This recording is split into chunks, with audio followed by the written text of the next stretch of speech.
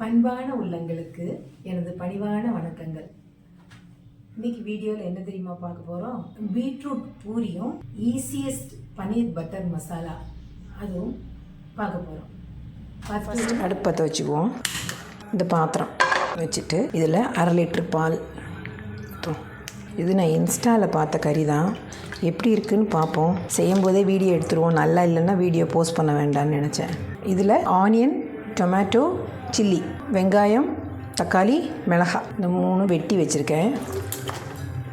இதை இதில் போட்டு இது கூட்டி வைப்போம். வச்சுட்டு இந்த பால் வத்துற வரைக்கும் இதை வேக விடணும். இப்போ பாருங்கள், இது நல்லா கொதிச்சிருச்சு.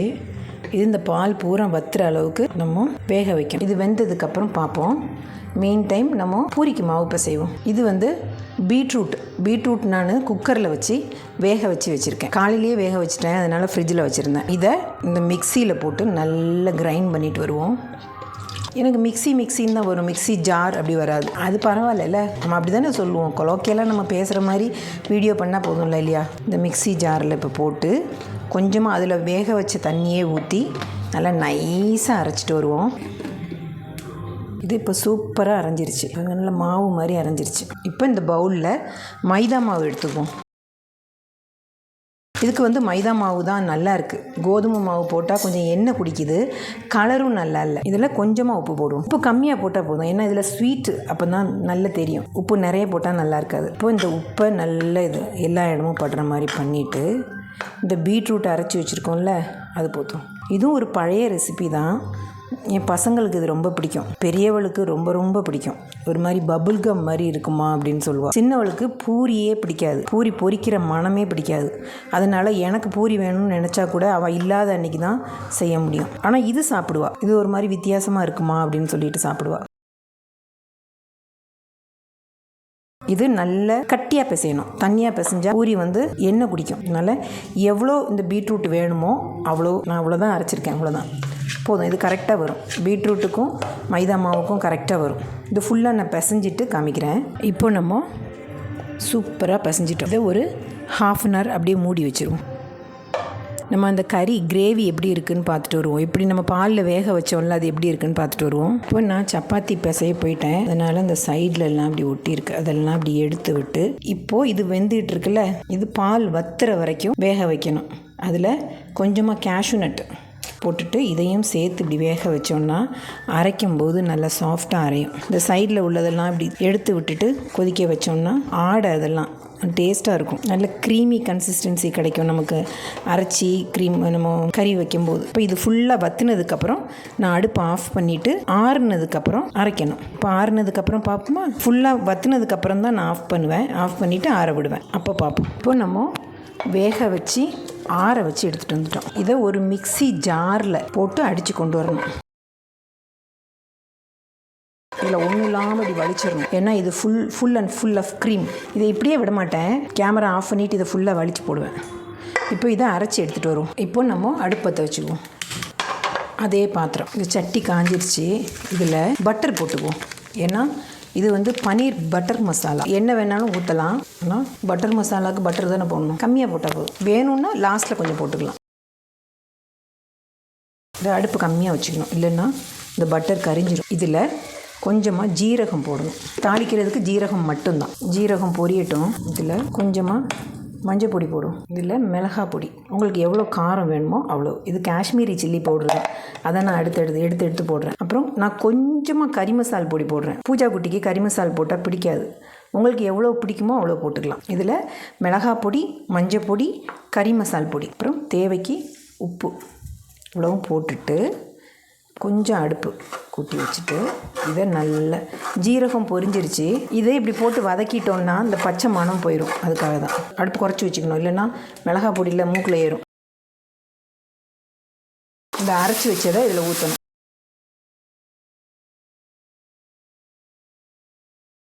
நமக்கு கிரேவி எவ்வளோ தண்ணியாக வேணுமோ அவ்வளோ தண்ணி இதில் ஊற்றிக்கலாம். இதில் கேஷ்யூ நட்லாம் போட்டிருக்கிறதுனால இன்னும் கட்டியாகும். அதனால் தண்ணி ஃபஸ்ட்டே ஊற்றிக்குவோம். மிக்சி ஜாரை கழுவி ஊற்றுவோம். மிக்சி ஜாரை கழுகுன மாதிரியும் ஆச்சு, நம்ம வேஸ்ட் பண்ணாத மாதிரியும் ஆச்சு, தண்ணி நிறைய ஊற்றின மாதிரியும் ஆச்சு. எப்படி ஒரே கல்லில் 3 மாங்காய் டேஸ்ட் பார்க்குறேன். ஏன்னா நானே எப்படி இருக்குன்னு ஈகராக வெயிட் பண்ணிட்டு இருக்கேன். வாவ் இருக்குல்ல, அதுதான் சூப்பராக இருக்குது. நம்ம பன்னீர் பட்டர் மசாலா செய்வேன், ஆனால் அதை வதக்கி அரைச்சி அது பெரிய வேலை. இது ரொம்ப ஈஸி. அப்புறம் இதில் நம்ம என்ன தெரியுமா செய்யணும், நான் கொஞ்சம் ஃப்ரோசன் பீஸ் வச்சுருக்கேன். பச்சை பட்டாணி இருக்குல்ல, அது போடுவோம். இதில் நம்ம பன்னீர் போட போகிறோம். பன்னீர் வந்து ஃப்ரை பண்ணி போடுவாங்க, அப்படி போட்டால் நல்லா இருக்காது, ஒரு மாதிரி ரப்பரியாக இருக்கும். அப்படி உங்களுக்கு பன்னீர் ஏதாவது குக் பண்ணி போடணுன்னு இருந்ததுன்னா கொஞ்சமாக தண்ணி ஊற்றி பன்னீரை அவிச்சிட்டு போட்டால் நல்லா சாஃப்டாக இருக்கும். இல்லைன்னா மைக்ரோவேவில் கொஞ்சமாக தண்ணி தெளித்து வச்சுட்டு போட்டாலும் நல்லாயிருக்கும். இப்படியே சும்மா போட்டாலும் நல்லா தான் இருக்கும். நிறைய வேலை பார்க்கக்கூடாது, எதுனாலும் ரொம்ப ஈஸியாக முடிக்கணும். அட் த சேம் டைம் டேஸ்ட்டும் இருக்கணும். இப்போது இந்த பன்னீரை இதில் போடுவோம். பன்னீரை வந்து எப்போதுமே நல்லா கழுகிட்டு போடணும், இல்லைன்னா சில பன்னீர் வந்து ஒரு மாதிரி புளிப்பு டேஸ்ட் இருக்குது, புளிப்பு மனம் இருக்கிற மாதிரி இருக்கும். அதனால் தண்ணியில் கழுகிட்டு போடுவோம். கொதிக்க வச்சுட்டு போட்டால் இன்னும் நல்லாயிருக்கும். ஆனால் இதுலேயே இப்படி கொதித்து சாஃப்டாயிரும். டேஸ்ட் பார்ப்போம். Wow super. ஆனால் இதில் டேஸ்ட் என்ன தெரியுமா, ஒரு எரிப்பு இருக்குது. அந்த எரிப்பை எடுக்கணும்னா என்ன செய்யணும், ஆஸ் யூஷுவல் சாந்தி ஸ்டைல் சுகர் போடணும். இது ஆப்ஷனல் தான். அது ஒரு மாதிரி பெப்பர் போட்ட மாதிரி ஒரு எரிச்சல் இருக்குது, அதை அடக்கிறதுக்காக கொஞ்சமாக சுகர். இதில் லாஸ்ட்டில் நமக்கு ஃப்ரெஷ் க்ரீம் வேணால் போட்டுக்கலாம். ஹெல்த் கான்ஷியஸாக இருக்கவங்க வேண்டாம், ஏன்னா நம்ம பால் ஊற்றிருக்கோம்ல, அதுவே ஒரு ஃபேட் தான். அதனால் இனியும் இதுக்கு மேலேயும் வேண்டாம், இதே போதும். வாவ் சூப்பராக இருக்குது. இது எப்படி செஞ்சோன்னு யாருமே நம்ப முடியாது. இப்போ நான் ஒரு டிப்ஸ் சொல்கிறேன். இந்த இடத்துல இது என்ன தெரியுமா, கசூரி மேத்தி பவுடர். நான் கசூரி மேத்தி வாங்கி ரொம்ப நாளாக ஃப்ரிட்ஜ்லேயே இருந்தது. அப்புறம் எடுத்து பார்த்தா அது நல்ல மொறுமொறுன்னு ஆயிடுச்சு. அப்படியே நான் அதை மிக்சியில் ஒரு போட்டுட்டு இப்படி பவுட்ரு பண்ணிட்டேன். அப்போது என்ன தெரியுமா, நிறைய போட வேண்டாம், கம்மியாக போட்டால் போதும். கசூரி மேத்தி போட்டால் ஒரு மாதிரி குப்பை மாதிரி மேலே இருக்கும்ல, அப்படி இல்லாமல் இருக்கும். இப்போ லாஸ்ட்டாக நம்ம கசூரி மேத்தி கொஞ்சம் போடுவோம். இதுதான் நார்த் இந்தியன் மனம் வரும் இந்த கசூரி மேத்தி போட்டால். இது ரெடி. இதில் மேலே மல்லி இலை வேணால் மல்லி இலை போட்டுக்கலாம். வாவ் சூப்பராக இருக்குது. மல்லி இலை எங்கள் வீட்டில் இல்லைன்னு நினைக்கிறேன், அதனால் மல்லி இலை போட வேண்டாம். ஓகே, நீங்கள் மல்லி இலை பிடிச்சதுன்னா மல்லி இலை போடணுன்னா இருந்தால் போட்டுக்கோங்க. எனக்கு மல்லி இலை பிடிக்கும். இன்றைக்கி நம்ம வீட்டில் மல்லி இலை இல்லை, அதனால் இன்றைக்கி நான் மல்லி இலை போடலை. இது இந்த கசூரி மேத்திக்குன்னு ஒரு தனி மனம் இருக்குல்ல, அது நல்லாயிருக்கும். ஒரு நார்த் இந்தியன் டச் இருக்கும் அதுக்கு. இப்போ இதை ஆஃப் பண்ணிடுவோமா. நம்மளோட ஈஸி பன்னீர் பட்டர் மசாலா ரெடி. முடிஞ்சது. இப்போ போய் நம்ம பூரி என்ன சொல்லுதுன்னு பார்த்துட்டு வருவோம்.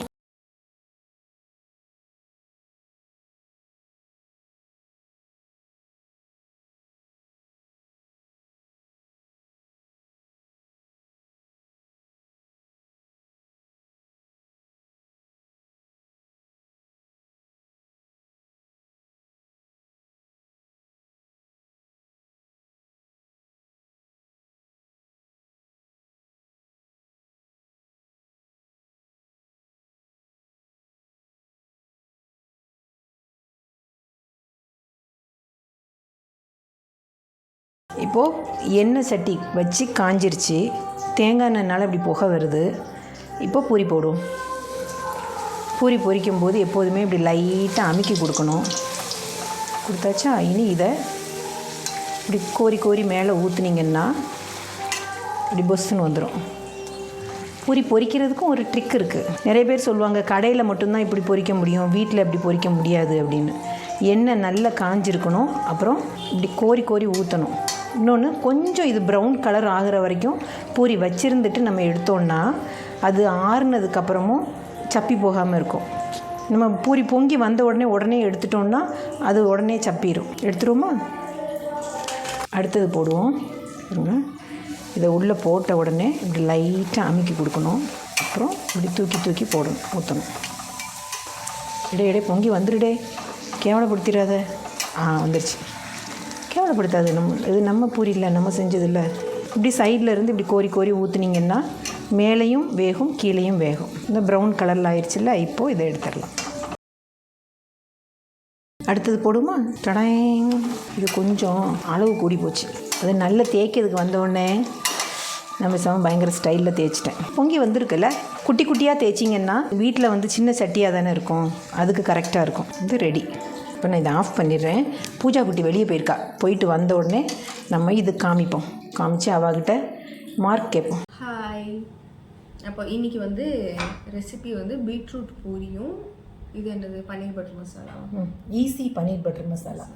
எனக்கு வந்து பூரி அப்படிங்கிற விஷயமே பிடிக்காது, சுத்தமாக பிடிக்காது. ஆசின் எனக்கு வந்து பூரி வறுக்கிற மனமே பிடிக்காது. அதனால நான் வீட்டில் இல்லாதப்போ தான் பூரி செய்வாங்க. ஆனால் இந்த பீட்ரூட் பூரி மட்டும் எனக்கு ரொம்ப ரொம்ப பிடிக்கும். இந்த வறுக்கும் போது மட்டும் அது கிட்ட இல்லாமல் அப்புறம் இது என்ன கூட கொஞ்சம் நல்ல சூயாக இருக்கும் அந்த பூரியில். மைதா மாவு அக்கா சொல்லுவா பபுல்கம் மாதிரி இருக்கு. சாதா பூரி என்ன மாவு? கோதுமை மாவு. அப்படியா? அதுலேயும் பட்டூரெல்லாம் மைதால தான் செய்வாங்க. ஆனால் இப்போ ஹெல்த் கான்ஷியஸ்க்காக அது செய்வாங்க.